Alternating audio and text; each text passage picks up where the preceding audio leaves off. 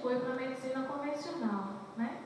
Aí na equipe que estava acompanhando ela em Recife, eu perguntei assim, por que ela adoeceu nesse órgão?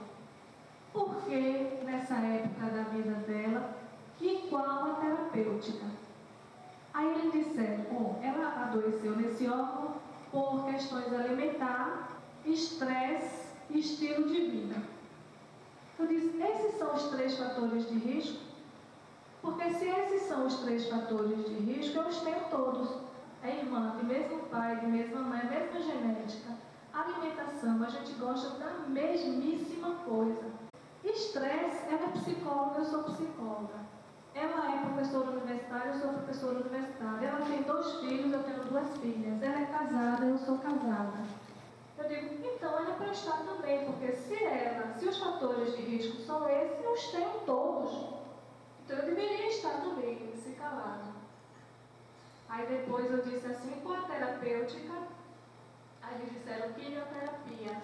Aí eu disse, vai curar? Não. Então para que vai dar? Porque é a única coisa que a gente sabe fazer.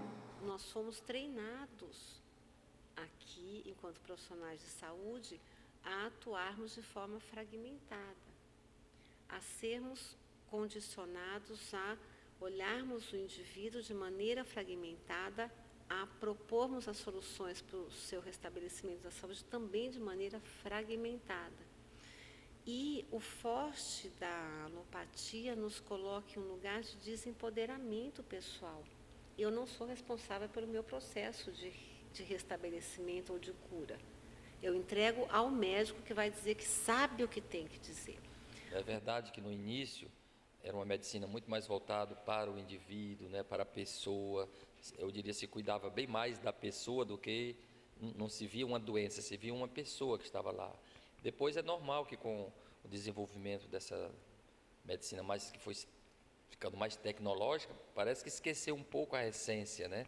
Onde a relação médico-paciente virou uma coisa mais mercantilista, mais é o cliente, então não é o paciente, não é a pessoa, foi se distanciando da dimensão do humano, da relação.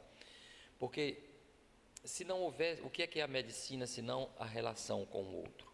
Esse modelo de cuidado que existe hoje, ele foi socialmente construído, ele serve a muitas coisas, ele é positivo para muitas coisas, mas os seus aspectos negativos estão ganhando cada dia mais publicidade e cada dia mais está ficando claro que ele tem limites muito concretos.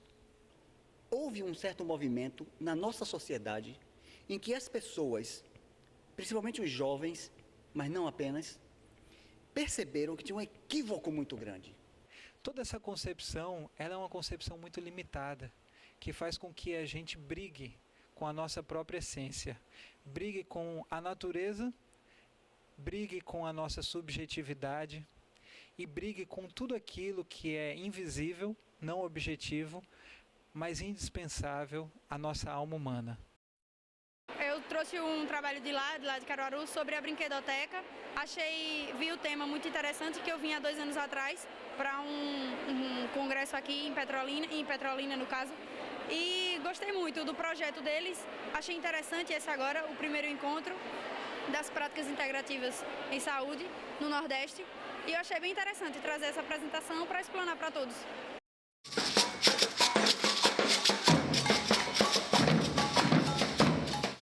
Porque os profissionais já atuavam com as práticas, mesmo antes da política nacional. Isso independia de termos uma norma técnica, né, federal para que eu atue com o que eu sei fazer de melhor e ponha a serviço da comunidade, não é isso? Então, a escuta qualificada é um grande diferencial do campo das práticas e dos profissionais das práticas. Da escuta à ação é um caminho muito longo. E eu tenho muita esperança, em fato, de que a gente aprofunde na inclusão das práticas no Sistema Único de Saúde. Elas reduzem custo, elas reduzem a iatrogenia, elas aumentam a qualidade de vida, elas proporcionam uma mudança no seu bem-estar. Nós vivemos um novo conceito de saúde, que é, inclusive, é a nova política da Organização Mundial de Saúde, né, que procura estimular os governos a utilizar as medicinas tradicionais de cada região. E a gente se fala muito em medicina tradicional, né, eu hoje presido a Federação Brasileira de Medicina Tradicional, mas nós falamos em medicina tradicional brasileira, porque ela existe. Como é que nós vamos construir um modelo no qual nós podemos levar ao máximo a capacidade de intervenção dessas diferentes práticas? Porque cada uma delas tem um potencial maravilhoso. Mas como diz o professor Adalberto Barreto, uma é rica no que a outra é pobre.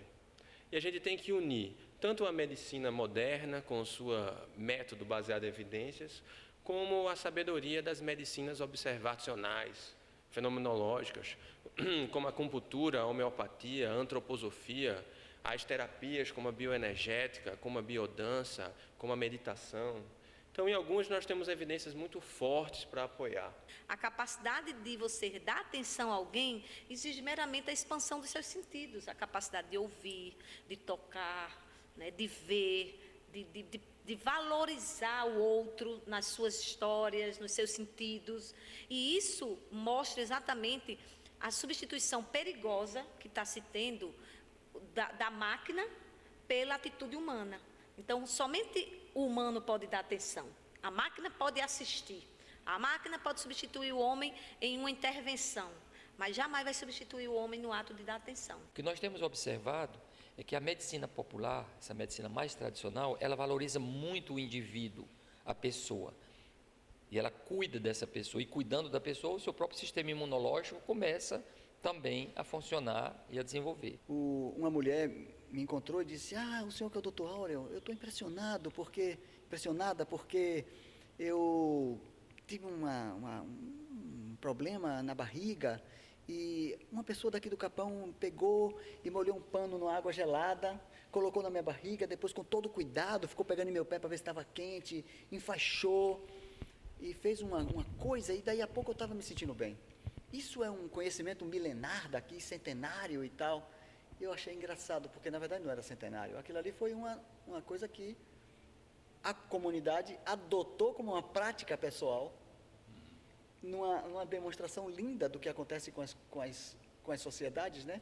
Que as sociedades, elas entram em contato com outros grupos, outras sociedades vão aprendendo e vão ensinando, né? Professor, eu estou muito mais concentrado, eu estou muito mais tranquilo, eu tenho muito mais disciplina para fazer as provas, né? E nisso os estudantes de geografia conhecem os estudantes de ciência da computação, os funcionários conhecem os professores, tenho cerca de 6 docentes que são meus alunos de yoga hoje em dia, cerca de uns 10 funcionários, a maioria é estudante de graduação, e tem também mais umas 10 pessoas que são da comunidade, assim, que descobriram por outros meios o curso.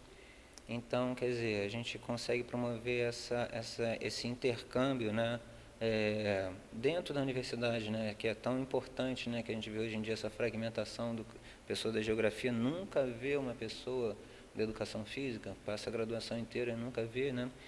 E ali é muito bacana, porque professores, estudantes, funcionários e comunidade, todos praticam yoga juntos ali, e se desenvolvem e se livram de dores e se livram de estresse. Eu estou com a aurícula, com acupuntura, com semente de mostarda, aonde é na orelha. O senhor sabe que nosso corpo ele é cheio de pontinhos meridianos. Só que esses pontos, eles são localizados debaixo dos pés, nas mãos e na orelha. A nossa orelha, se o senhor perceber, ela é um útero. E dentro é o formato de um feto ao contrário, né? Então, o feto tem todos os seus órgãozinhos e é o mais sensível. Minha apresentação foi oral, foi sobre a utilização da música durante a quimioterapia, como cuidar em enfermagem. Tô adorando, muita troca de experiência.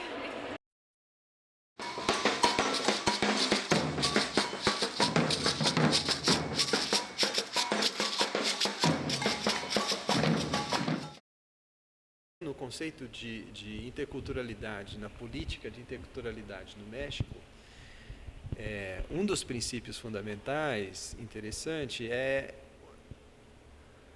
uma certa ruptura com um padrão quase de senso comum da cultura ocidental, que é da moral cristã, né? Faça ao outro o que você gostaria que fizessem com você, né? E, de fato, na interculturalidade, a construção é faça ao outro ao que o outro gostaria que fosse feito com ele, e não o que você gostaria que fosse feito com você, né? Então, isso muda tudo. Isso muda tudo porque o outro deixa de ser um objeto da aplicação do seu protocolo. A nossa população brasileira, mesmo que lide, que transite com a fitoterapia, com a medicina tradicional, ela é alopata. Nós temos mais farmácias do que padarias no nosso país. Ela tem a competência de se automedicar. Então, nós temos que ter a competência cultural de compreender este lugar que estamos, para que tenhamos esse, né, diálogo efetivo e uma ação em saúde efetiva. O que é a medicina, se não a relação com o outro? Porque sairia bem mais barato fazer médicos robôs. Porque você faria tudo igual, a pessoa se sentaria, coloca... Em 10 minutos sai o diagnóstico, já sai o comprimido no outro lado. Por que não se faz isso? Porque é uma relação humana, de pessoa a pessoa, né? A gente que cuida também está sendo cuidado. Tem uma relação que se passa a confiança, a segurança. Hoje nós sabemos que a outra pessoa, numa relação terapêutica, o acolhimento é fundamental. Se a outra pessoa não sentir de forma sutil que ele é acolhido e valorizado, ele não se engaja na proposta terapêutica do outro. O ser humano, ele não pode ser definido enquanto individualidade pura e simplesmente. Nós somos indivíduos, não há dúvida. Mas nós somos também definidos pelo fato de sermos sociais. Quando a gente pensa em ser humano, evolução do ser humano, etc., unicamente em termos espirituais, nós estamos traindo a natureza humana, nós estamos sendo errados. Por quê? Para que a gente possa considerar o ser humano, tem que considerar todos os seus aspectos. Uma pessoa não vai crescer espiritualmente enquanto não se inserir dentro da sua sociedade e contribuir com esta sociedade. O conceito de racionalidade médica que Amadeu construiu é um marcador sociológico. Existem possibilidades de compreensão antes dele e depois dele, né?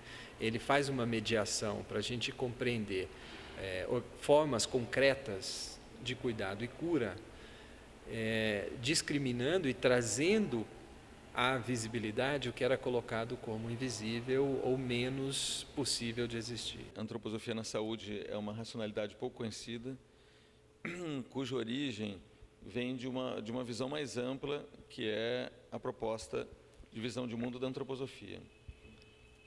Ela iniciou a partir do trabalho e do pensamento de um filósofo chamado Rudolf Steiner, um homem que, embora tenha sido muito engajado dentro da academia, fazendo doutorado na área de filosofia da liberdade, é um tema filosófico, ele conviveu com toda uma visão de mundo oriental e pôde fazer uma tradução e uma compreensão maior de uma espiritualidade, ou de uma visão de espiritualidade que pudesse entrar dentro da filosofia e dentro de uma prática. Hydrotherapy, balneotherapy, spa therapy, esses termos estão presentes praticamente nos trabalhos em que focam as medicinas complementares como um todo. Eles estão em mais de 90% dos trabalhos no mundo inteiro, inclusive Estados Unidos, país de língua inglesa, que se supunha utilizar pouco o termalismo. Mas, inclusive, Inglaterra, Estados Unidos, Canadá, Austrália, utilizam muito as suas hot springs, as suas fontes termais, para bem-estar, recreação e medicina, e terapia. Quando os índios que moravam aqui, que os portugueses encontraram os índios, mas encontraram os índios, eles já sabiam as doenças deles, já sabiam como tratar. Os africanos que vieram trouxeram uma visão de mundo, uma visão de saúde, uma visão de cura, trouxeram também suas meizinhas, os europeus. Então, quanta riqueza é o Brasil. Nós somos uma pluralidade de raças, de culturas, de etnias, de visões de mundo, quanta riqueza nós temos essa pluralidade. Com a edição da Política Nacional em 2006, nós nos transformamos no primeiro país da Latinoamérica a ter uma política nacional para este tema. Isso é muito relevante, isso é muito importante. E os olhos do mundo, e principalmente da Organização Mundial da Saúde, se voltaram para nós. Mas só porque a gente tem uma política nacional? Não, porque esta política está no maior sistema público do mundo, que é o SUS. Ela não está em qualquer lugar, ela está incluída e inserida no sistema único. E o nome dela já diz a que vem, elas são práticas que integram e complementam as ações que já estão colocadas no sistema. Ter construído uma política nacional das práticas integrativas e complementares, que informa a construção de uma política nacional de plantas medicinais e fitoterápicos, é uma grande conquista, né? Também é preciso entender que essa política é construída num contexto de avanço de outras políticas importantes, como a política de humanização, promoção da saúde, da atenção básica, né? Então, é mais ou menos no mesmo período e no mesmo contexto que está tentando se olhar para dentro do Sistema Único de Saúde formas de fazer avançar o modelo de cuidado.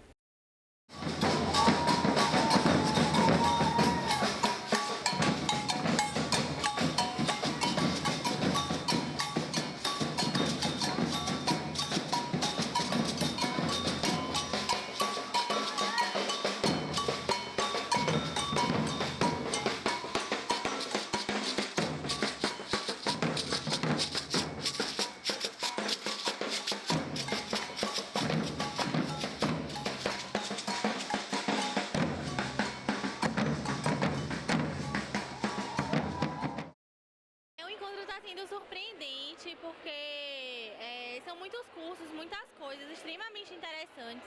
É muito aprendizado participar de um congresso desse e são cursos sobre todas as terapêuticas e a gente sai daqui com vontade de fazer um pouquinho de tudo e aprender sempre mais.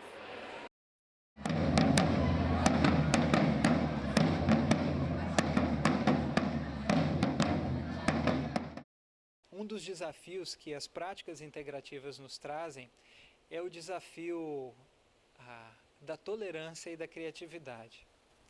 A tolerância, porque se a gente olha para o ponto de vista da história política da saúde no Brasil, a gente vai entender que toda a ascensão da biomedicina a cargo-chefe, da medicina moderna, e de todas as outras especialidades de saúde que foram se constituindo no campo da saúde, a gente vai ver que essa história, isso do ponto de vista dos registros históricos, ela foi constituída com intolerância. O saber tradicional de cuidado, ele foi deslegitimado juridicamente.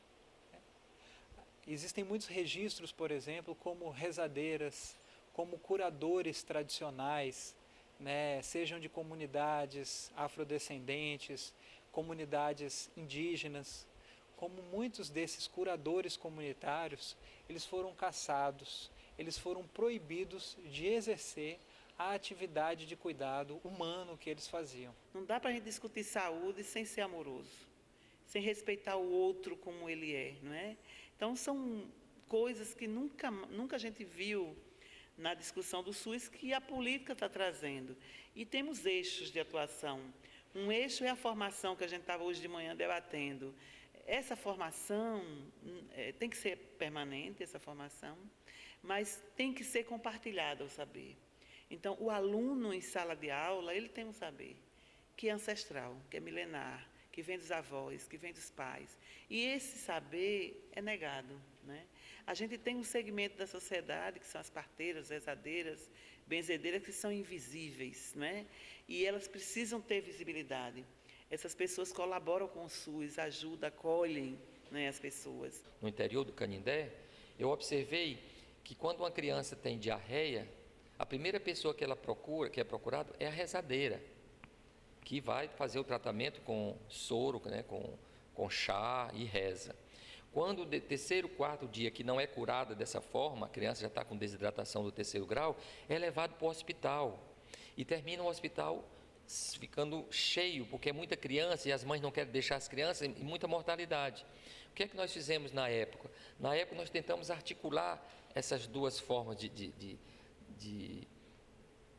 saberes, que foi fazer das rezadeiras, das benzedeiras, aliadas ao processo de saúde. Então, no caso, os estudantes de medicina do último ano, que fazem um estágio rural de medicina, quando a gente foi para essa cidade, Canindé, o estudante de medicina do último ano, em vez de ficar no hospital atendendo os seus pacientes, ele chegava numa região onde tinha uma rezadeira, ele ia à casa dela e dizer: como a senhora conhece bem de que as pessoas estão doentes, qual dos seus pacientes precisa de um complemento, de um reforço? E ela levava eles na casa dele. Está aqui, essa fulana aqui está doente assim, eu já fiz isso. Aí o médico intervia se precisasse hospitalizar. Uma outra coisa que a gente fez na época foi permitir que essas rezadeiras entrassem nos hospitais para visitar. Para ela não tem hora, nem dia, nem... E ser uma referência.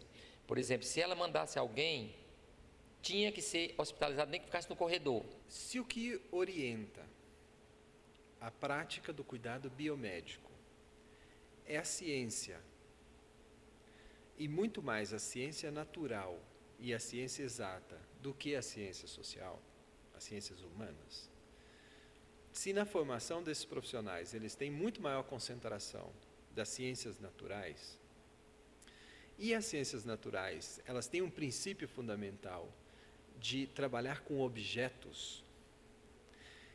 Então, dentro de uma perspectiva lógica, o profissional da saúde, se ele transformar a vida de uma pessoa num objeto, ele está sendo lógico com o princípio em que ele foi formado. Então, esse princípio da reificação ou da coisificação, né?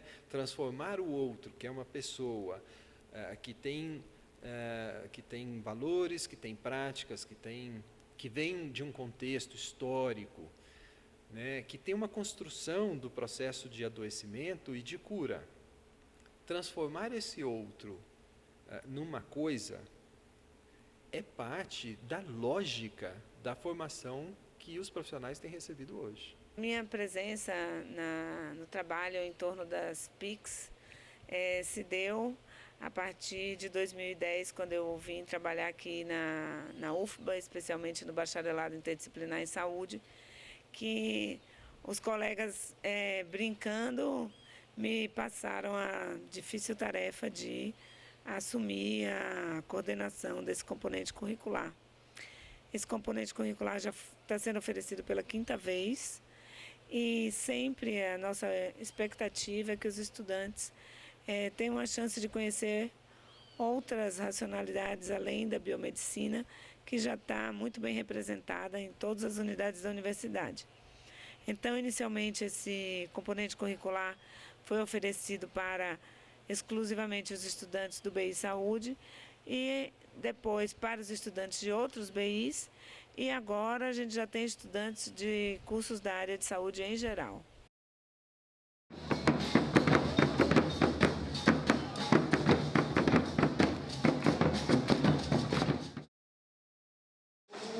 Assumir o entendimento de que o campo das práticas integrativas e complementares é inter e transdisciplinar do ponto de vista técnico-científico e da tradição, sendo impossível que qualquer que seja a categoria profissional tenha exclusividade sobre ele. Criar grupo técnico para ampliar o debate sobre o campo da PICs, no sentido de analisar a possibilidade de inclusão e ampliação do escopo das práticas da PNP. Capacitar e sensibilizar gestores para a formulação de políticas nas esferas municipais e estaduais, à luz das diretrizes da política de práticas integrativas e complementares do SUS. Organizar a primeira Mostra Nacional das PICs para a troca de experiências no âmbito do SUS. Incluir o fortalecimento das PICs como uma das prioridades do Pacto pela Vida. Incluir e estruturar os pontos de atenção em PICs nas diversas redes de atenção à saúde, RAS, do SUS.